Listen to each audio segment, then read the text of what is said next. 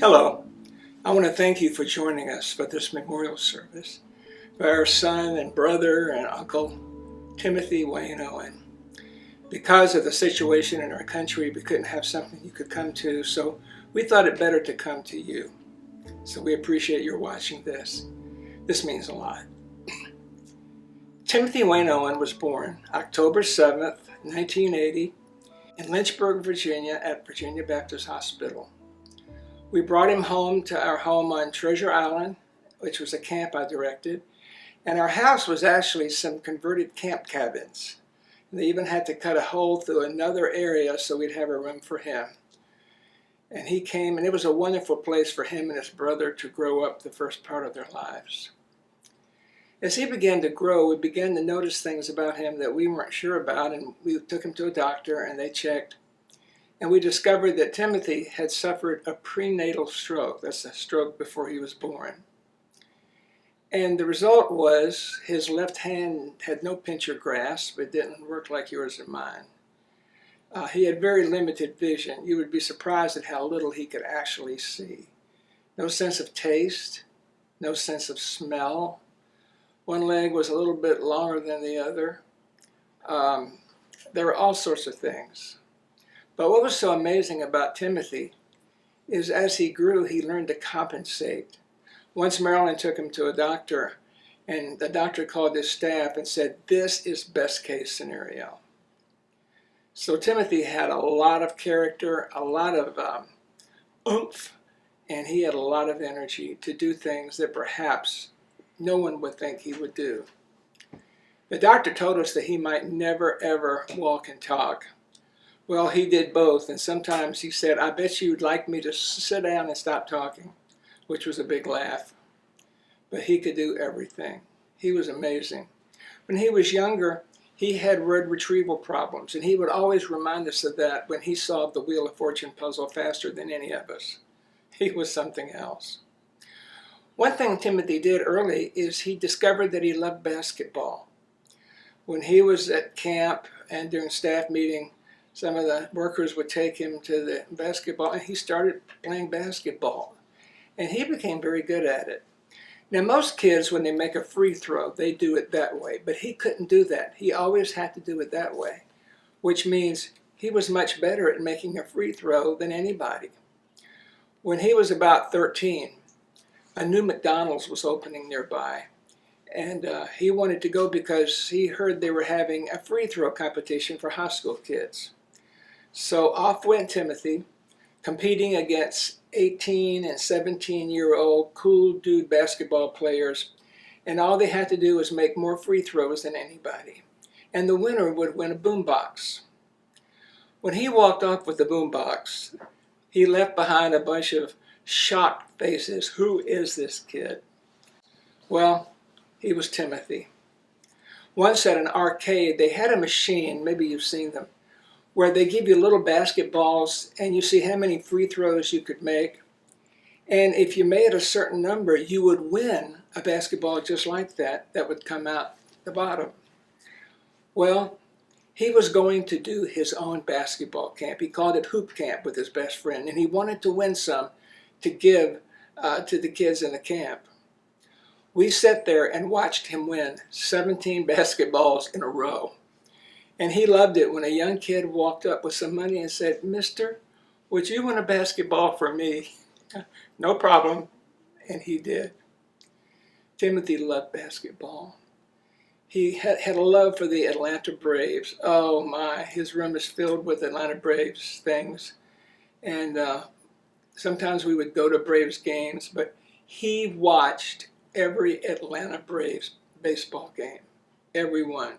He knew the players, he knew the statistics, and he couldn't wait till the season to get started this year.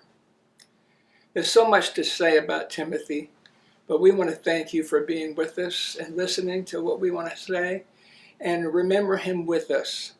And as you hear us, you can, at the bottom of the page, add your own comments, things you remember. But thanks again for being with us. Marilyn Owen.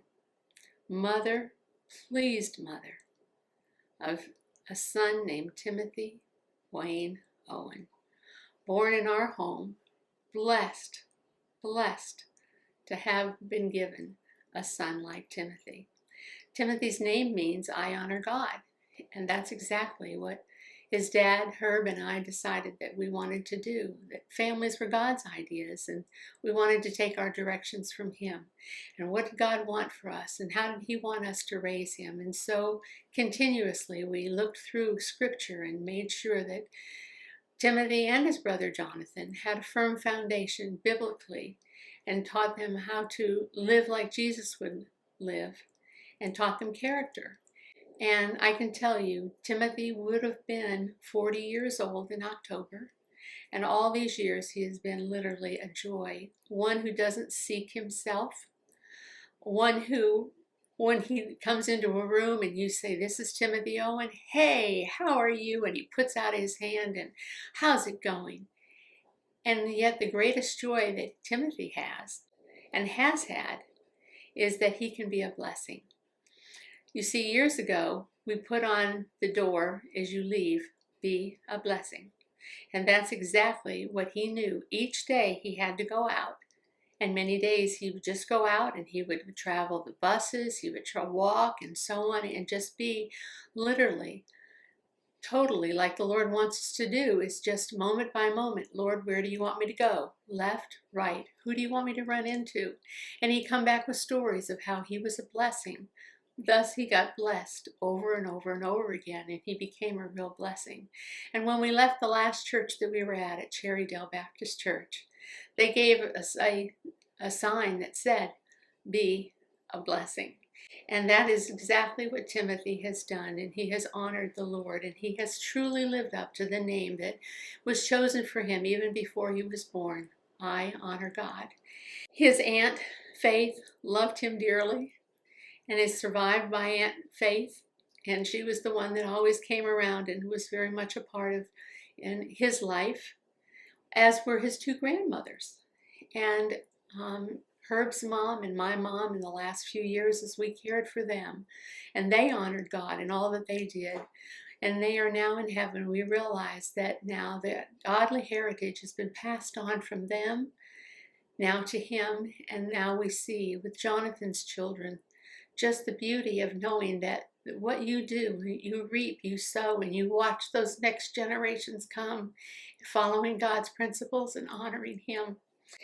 Well, as time went on, we realized that Timothy needed to have some extra intervention. We've got to know a physical therapist, occupational therapist, speech therapist, and many different specialties where we had so many opportunities to minister as we did Project Daniel. In Lynchburg, Virginia, there was a group that met once a month from moms who had any children that had any challenges, who had no place to meet. When I entered the program with Timothy, I said, hey, we have Treasure Island, a pool, horses, petting zoo, come on ahead. And so not only in the midst of our feeling like, what, Lord? Here we have Timothy who has all these needs. Now we're getting an opportunity to minister to all of these moms who were hurting in the same way that we were. And the joy at the end of the 2 years where I got to lead the head of that whole Project Daniel, Linda, to the Lord. Why? Because of why God chose to make Timothy the way he was. And he loved to hear the story about Linda. And every time something would happen, we realized that Timothy's life affected others just the way that he had been created, and especially the way he had been created, brought such joy to him and, of course, to us, that God started using him, and we started seeing that. I was interviewed on a national heart-to-heart radio program about Timothy and how do you handle being a teenager and having special challenges. A book was written about Timothy and other children who had special needs and challenges. Timothy then got a chance to be literally, I guess, the opportunity as I taught for all those years, illustrations for my husband as he would take God's principles and use Timothy as an illustration, me in teaching, and using Timothy. Even our son does and uses that. We realize that Timothy realizes that he's talked about all the time because his life was one illustration after another that brought glory to the Lord, and that was really exciting. One of the greatest joys, though, is that our job as a mom is to, just like Jesus grew in favor and stature with God and man, it was our job to make sure we educated him. And so the best thing for him was that he would be homeschooled. And so from kindergarten to 12th grade, I homeschooled Timothy. And there I got a chance to give him a real biblical base to the world and teach him character. And also he got to have a few home industries. He got to work at UAB in the School of Nursing. He worked at each one of the churches that my husband was at, and he helped make my lesson names when I taught at Chapel Hill Christian School. He worked at the chapel. He worked at camp, running the snack shop at Camp Straight Street and also at Camp Kids Place that was through Cherrydale Baptist Church in Arlington, Virginia. And everywhere we went, we realized, how could we do it without Timothy? And God knew that we needed that, to have Timothy as our assistant by our side. And so as I decided to go ahead and homeschool him and his brother, my greatest joy, though, is that I wanted to make sure that he understood that God loved him, he could trust him, and God made him just the way he had, and he had a special plan for him. And I can tell you now that he fulfilled all of those. But when he was age 7, on the couch in the living room, while he had to fill out a paper for church on his beliefs and who he was, and was he a sinner, he needed the Lord, yes. And it was at that time that Timothy invited Jesus Christ into his life, and he knew that only Jesus was the one that could save him. And from then on, Timothy put the Lord first. He had no greater joy than to see that he could pray with people, that he could spend time with them, that he could also do anything for them. If you ask Timothy, I need, just that one word, I need, whatever followed, he would do anything he possibly could in order to fulfill that situation that they needed. He was there right beside him. And I'm very thankful that I got a chance, the privilege to lead Timothy to the Lord. He was a loyal friend. Those of you who watch this know, if you were his friend, he was loyal to you, faithful. He called you, he spent time with you, year in, year out. And many of you are older people, as was one of his dear friends, Bob Noble, who passed last week. The last thing that Timothy did was to write a card to Bob's wife, Bev, and offer his condolences and prayer, and he cared. He would meet an older man every Friday at Chick-fil-A, and they get a chance to talk. He would be calling people all the time, and is there anything that I can do? Pray with parents at camp. He ran the snack shop at Camp Kids Place, and he loved with the kids, giving them trivia and useless information, he called it, which was kind of a lot of fun. But he was an honored son, an honored servant. He helped us in church ministry. I did a 1st and 2nd grade program for 11 years called The Bus Stop. And Timothy, every Thursday, spent the whole day putting it together with the videos and all that, making sure that the kids understood it, went well, and he would get excited about it and thrilled. And he did my lesson names for me as a teacher. I would give him what we were going to do, and he would fix it all up. He was my tech person, by all means. He was our family entertainer at the evening, made sure that we had something to watch and that he could use, we could watch a nice movie or we could do something special together. Being in with the virus, we walked around in our neighborhood, got to know all these new wonderful people that are here in our neighborhood now that God has led us to here in Birmingham. And one by one, he's just, hey, what about this person, that person, and we get to know them. And so we have watched now that person after person sharing things about Timothy and how he had influenced their life, and he was always there and ready to meet their needs.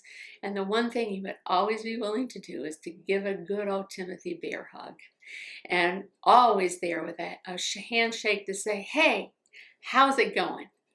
And everybody enjoyed being with him because his spirit was dear. And I learned many lessons from Timothy. But Timothy always would be able to tell you it straight because he was a discerner. And he would never, there was no black, no difference. There was no gray. It was either black or it was white. And so he always, I'm going to follow the Lord. I'm going to do what's right, or this is right, or this is wrong. And he would stand up for that no matter what. With his ability only to use one hand, he sang on a national program called The Living Christmas Tree from Lynchburg, Virginia. He also was able to be in plays at Liberty University. He played the piano, one hand and a finger for the bass with the other hand. Thank you, Miss Connie. And also he got to play one note in the handbell choir and loved music as he did sports. Our family every night would gather around and we would have devotions together, and we've gone basically through the Bible and have enjoyed that, playing games, going for walks, and we're going to surely miss all of that. One of the joys that we had was taking our children all over the United States, and for Herb to take him on missions trips to Mexico and also to Romania, where he got a heart for the world. And he had a very hard time with injustices, and he just felt always that things need to be just and right. And the exciting part is that, Timothy, everything is just and right, perfect with your Savior. We got a wonderful opportunity to truly teach Timothy and Jonathan Christ-like character. Well, we were trying to teach them about also, that God made everything. And so we were kind of in the mode of, who made the stars when we go out for a walk? God. Who made the trees? God. Who made the flowers? God.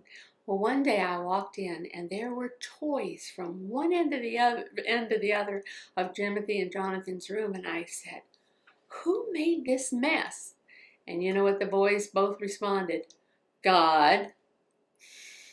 One story I'd like to share with you is that while we were at Thomas Road Baptist Church and the boys were very young, we didn't know that Timothy would ever walk or talk.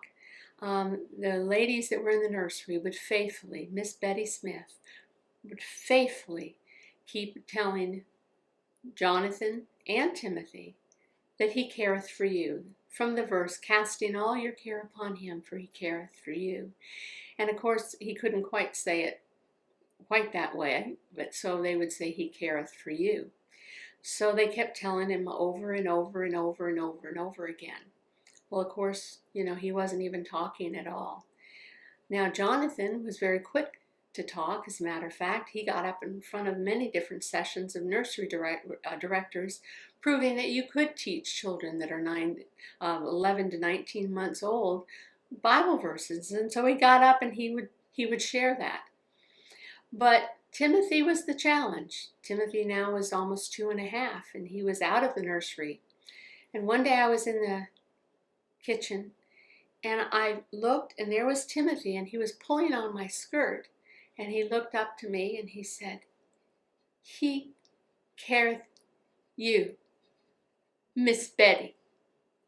First of all, I was shocked that he even could say a verse, that it was a whole sentence, and that it was, he careth you, Miss Betty, like Miss Betty was Matthew 1:1, or was the reference, but it was Miss Betty, that he'd remembered all those years. Miss Betty and many other people put together a curriculum for churches to use, and use the illustration of hiding God's word in children's hearts, even when they can't speak, that when it's time, it'll come out.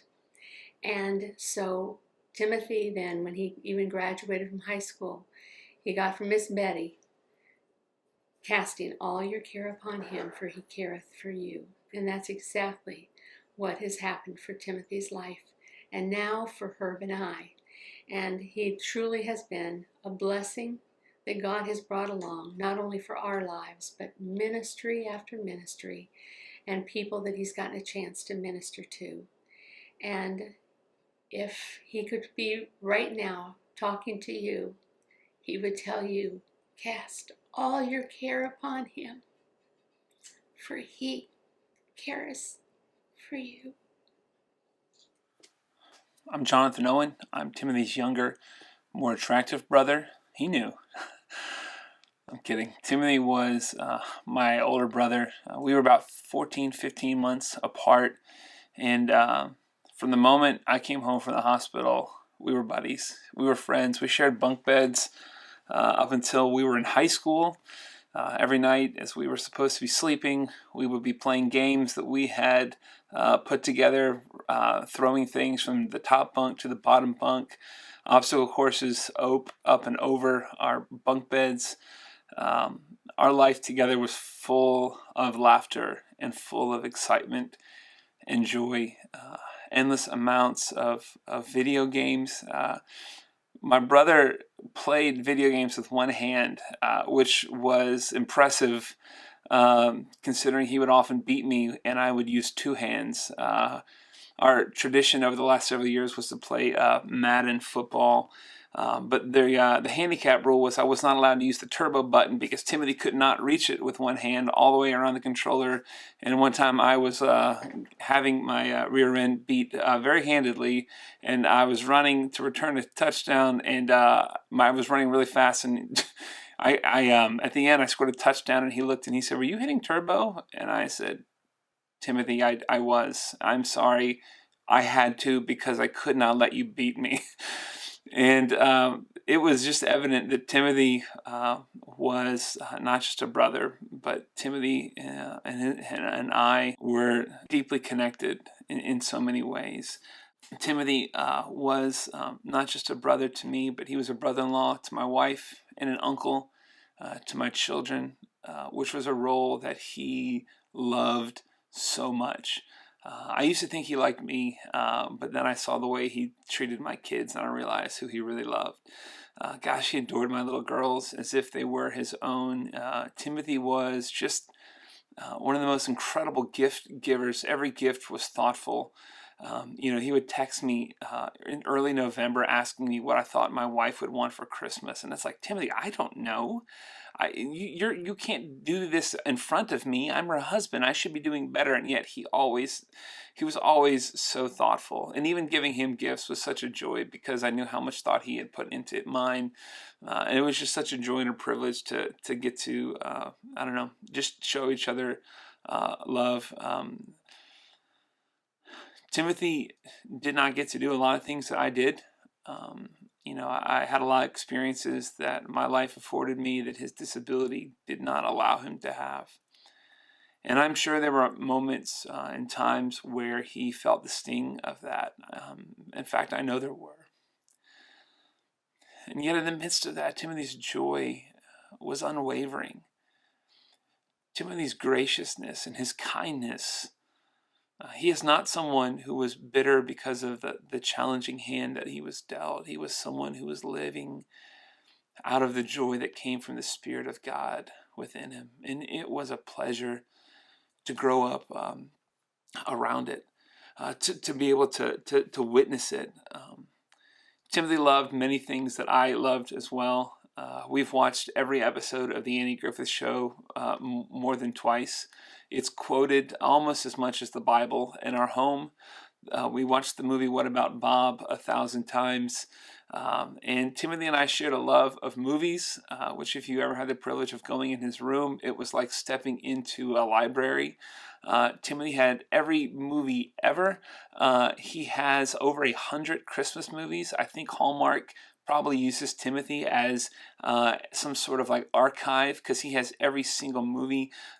He would always send me the digital code so I could watch them at my house every birthday, every Christmas. Timothy and I would exchange films because it was something that we absolutely loved. And the last time that we got to hang out together, we went to a movie, which was something that we enjoyed doing.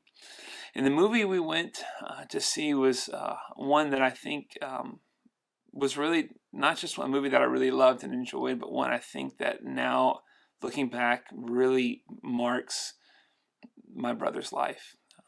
The movie was called A Hidden Life, and it was about an Austrian farmer who was a Christian and living up in the mountains with his family, and it was becoming more and more evident that the Nazis were going to be slowly taking over, and he, as part of the Austrian army, would have to swear an allegiance to Hitler, and he could not do that. And so he was tried, and he was thrown in prison, and he was sentenced to death simply because he refused to go along. His act of bravery and heroicism was to sit quietly and refuse to give in. And at the end of the movie, this man is put to death because he refused to do the thing that he knew was wrong. And it was the story of heroicism. It was the story of a man whose heroic act seemed to be unknown by so many. In fact, there's a scene in the movie where this judge is imploring him, please, you're not changing anyone by doing this. The judge tells him, listen, no one will ever know your name. Just recant, just say, you don't have to believe it in your heart, but just say it. And this man refused. And I love that as we're sitting here watching this movie, I do know this man's name.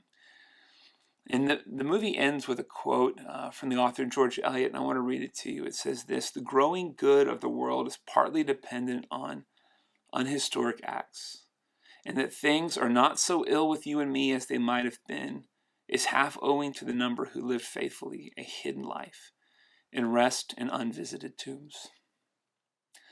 In a lot of ways, my brother's life was unremarkable to many.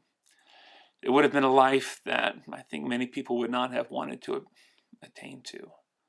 He was 39 years old, living at home with his parents.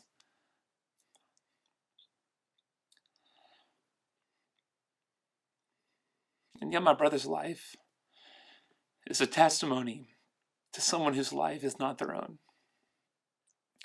It is a testimony to someone whose life is lived for the glory of God. A life that is lived in humble service to those around him. My brother would tell me over and over again how much he loved me, how proud he was of me. But as I think about my brother, I love him, and I'm proud of him, and I want to be like him. I love you, Tim. I'm Taylor. I'm Brio. I'm Willow. Now, we want to share some of our favorite memories about TT Uncle.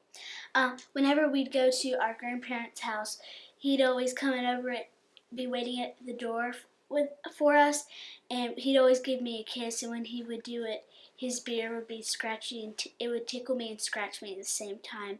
Also, every single time we go there, I'd be like doing stuff. I'd be reading books or something, and he'd come in and go, "Psst, Taylor, come here." And I'd go in and he'd whisper in my ear, "I love you." And then I would whisper back to him, "I love you too." And then it would go on and on.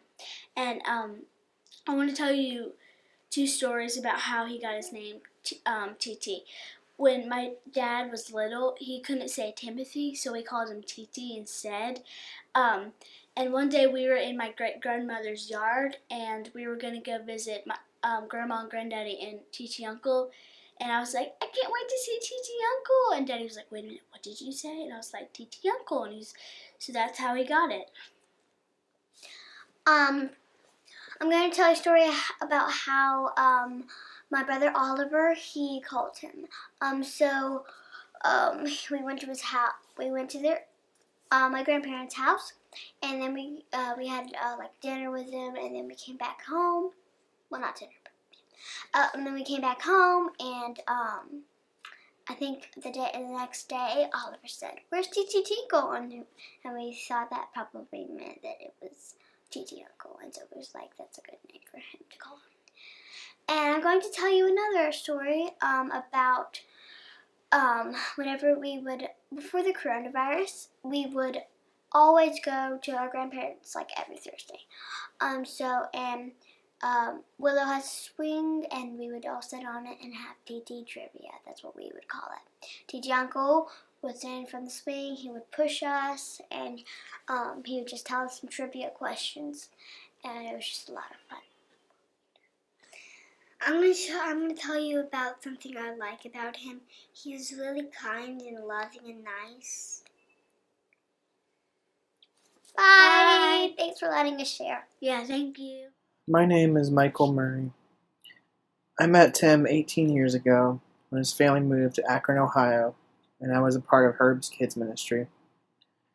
From the first moment I met Tim, and even more so over the last 18 years, I was certain that God intentionally placed him in my life.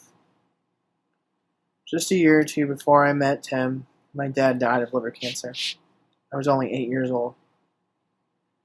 When I met Tim and became friends with him, he quickly became one of the greatest unexpected blessings of my life. For the entirety of my time as a kid in Herb's ministry, Tim was a loyal friend to me. He was always available to me to goof around with, talk to, or even just to listen. As I was trying to figure out how to do life without my dad, Tim never left my side. After I finished my time as a kid in Herb's ministry, Tim remained my closest friend. I worked with him at the filling station at Camp Street. I loved working at camp for many reasons, but mostly it was because of all the time I was able to spend with Tim. When camp ended each year, I missed seeing his smiling face every day. I eagerly awaited the following summer when I would be able to spend more time with him again. When Tim told me he was moving back to Virginia, my heart sank. I had no idea what would become of our friendship, being 6 hours away from each other. My doubts quickly went away when I realized how dedicated Tim was to our friendship. We texted each other all the time. He never stopped reminding me how devoted of a friend he was and how he would always be there for me. Over the past several years, we continued to text each other every day and talk to each other at least once a week. Tim never missed a birthday, never forgot to send me a Christmas present that he usually picked out months before Christmas, and he never passed up an opportunity to give me a gift, just out of love. We shared a love for movies, and I owe it to Tim and his generous heart for a good part of my collection. I love Tim dearly and will miss many things about him, but perhaps nothing more than his joyfully fun spirit. Tim always reminded me that life should never be taken too seriously, and that there was always a time and place to laugh and to smile. As much as I mourn Tim's death, I rejoice in the thought that heaven just got one more person to add to the joy and laughter of paradise. Hello, everyone. My name is David Sutton, and God has given me the joy and privilege of being friends with the Owen family for many years. Herb, Marilyn, and Jonathan asked me to share a brief testimony of who Timothy Wayne Owen was to me, and how I'll remember him in this time without him until I see him again in heaven. Tim and I instantly hit it off when I met the Owens in late 1996. Herb had just been hired as a children's pastor of my home church. I was right in the middle of my 6th grade year and was dealing with a lot of bullying and being made fun of for being a nerd. Into my world stepped Tim, a Braves baseball-loving, odds-defying, Jesus-radiating miracle who would become an incredibly close friend over the next 25 years. Tim was full of acceptance, love, and joy, helping to heal so much self-loathing and rejection I felt. Our friendship started with copious amounts of NBA and baseball video games. We worked a summer together running the snack shack at Camp Street. Those times with him in my teen years hold countless precious memories. And I grew to love and share friendship with the entire Owen family, not just Tim. As we grew up and physical distance separated us, our friendship continued to grow over countless phone calls, along with occasional visits when the Owens came back to Birmingham. We talked Braves baseball in every single conversation we had, whether it was baseball season or the off season. He knew the last 30 years of Braves baseball history better than anyone I've ever met. He stuck with the Braves through the highs and the lows. That exemplified his loyalty, a word that aptly describes how he treated those he loved. We'd also catch up about our work. Getting to serve the body of Christ alongside Herb was a joy for Tim. He loved sharing about all the total God things going on wherever he was serving.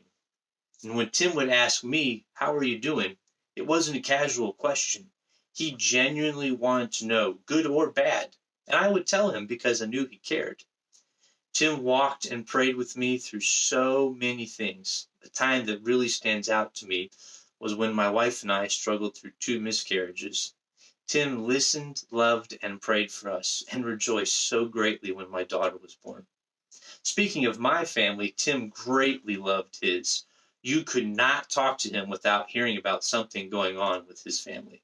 He loved Herb, Marilyn, Jonathan, and Kristen fiercely, and getting to be T-Tunkle, as he was known to his nieces and nephew, may have been Tim's single greatest joy. Tim loved his extended family too, and he'd often ask me to pray for them in very specific ways. God's presence in Tim's life and his family's life was abundantly clear, and Tim is now unquestionably in heaven in the presence of the Savior. The physical shackles he bore are utterly broken. He's experiencing a joy and fulfillment that all humanity was ultimately made for, and we rejoice with him in that.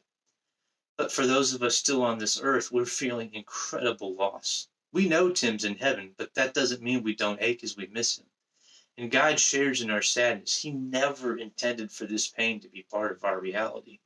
Yet, if Tim were able to talk to us now, I think he'd encourage us not to be sad. He'd want us to see that this time we're spending without him is a minute fraction of eternity with God. Make no mistake, Tim Owen greatly desired for every single person he encountered to know and experience God's love and salvation. So, because of that, I quickly want to share a couple ways that we, as Tim friends and family, can honor him in the days ahead. First, camp scholarship funds are being set up in Tim's name at Camp Kids Place in Arlington, Virginia, and Camp Straight Street in Birmingham, Alabama. If you'd like to support these scholarships, we've set up an email address through which you can receive more information. That email address is rememberingtimowen@gmail.com. rememberingtimowen@gmail.com. And my hope and prayer is that these scholarships will spread Tim's love and story even after his passing. Secondly, and perhaps more importantly, we as Tim's friends and family can make sure that we know Jesus like he did. For those of us who do know the Lord, let Tim's step into heaven be a reminder of what this life is, a short breath, a blinking of an eye. And for those of you who knew Tim but do not know Jesus like Tim did, he would plead with you today to get to know the Lord. Seek him out in any way you can. Tim would love nothing more than to know that his passing here on this earth drew many people to the God that he loved so well.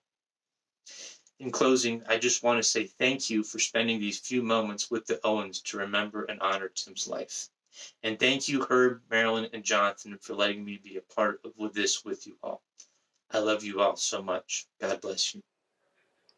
Well, as you've seen, my son Timothy Owen was an amazing person.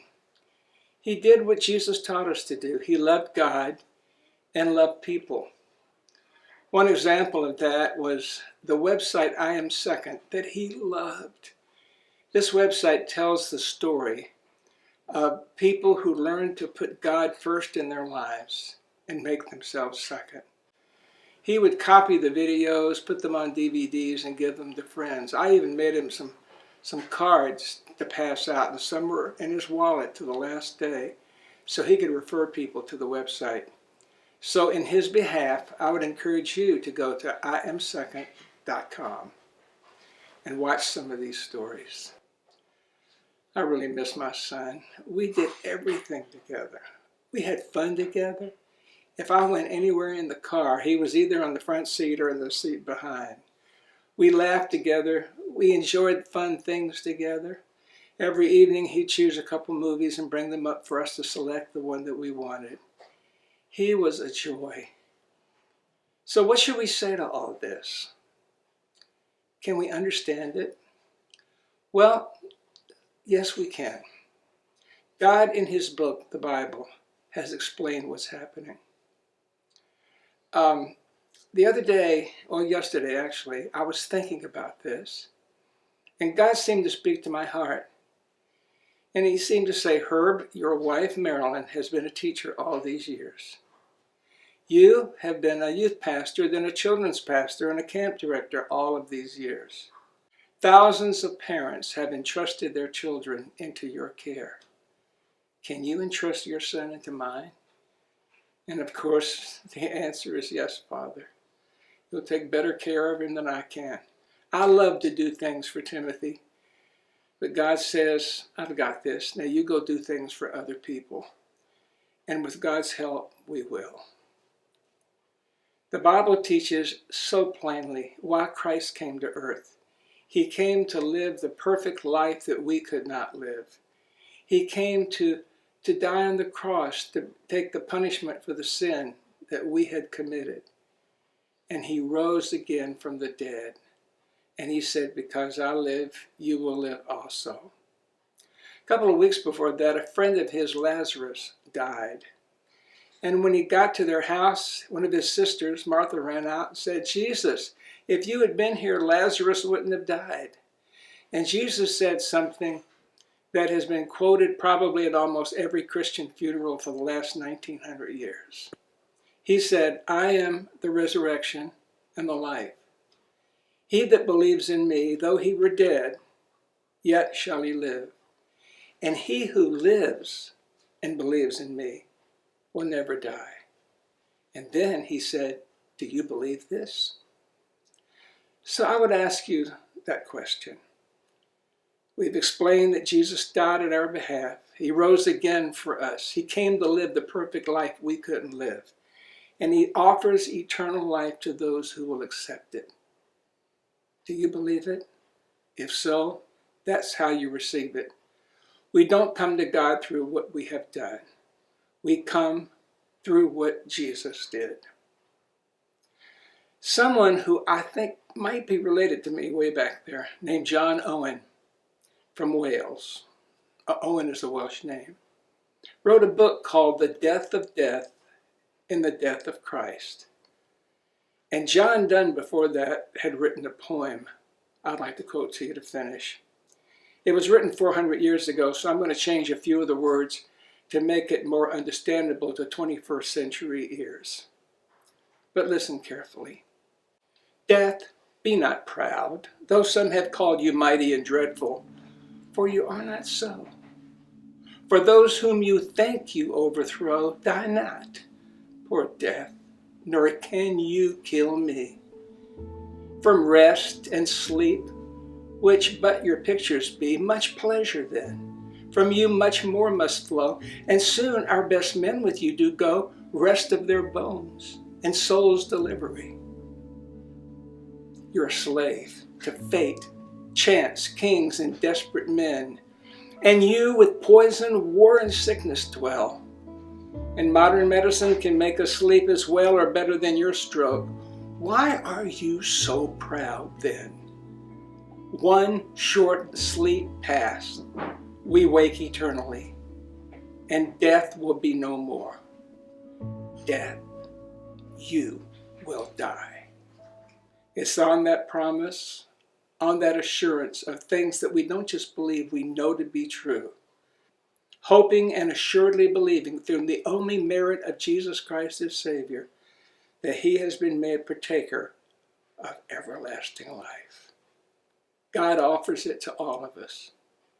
Our prayer is that you, like Timothy, will accept God's gift. Hey, we want to thank you all for coming and watching tonight. It was our pleasure to get to celebrate Timothy with you. We want to end with a little song, a song that he would sing along with my parents every night when they would call my kids to wish them good night or happy birthday or on holidays. And Taylor, why don't you tell them what we're going to sing? We love you, TT. It's called We Love You, TT. TT was his nickname. And then also we're going to sing the Doxology, a song that we sang every night at our grandmother's house when we would eat there. And one that our girls now sing at their grandparents' house, and one that we sing in celebration of the hope that we have. So here we go. We love you, TT. Oh, yes, we do. We love you, TT. And we'll be true when you're not here.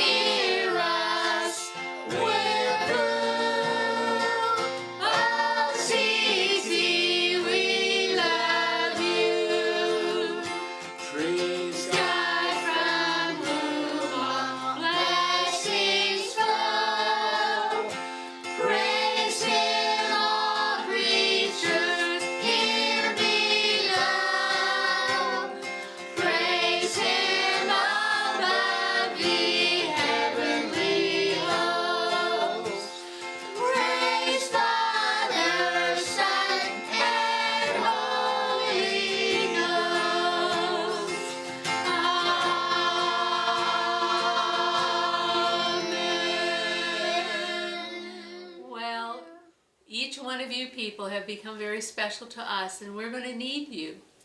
And also, hopefully, you'll need us. Let us know if there's anything we can do for you. And as Timothy would say, Be a blessing. Bye.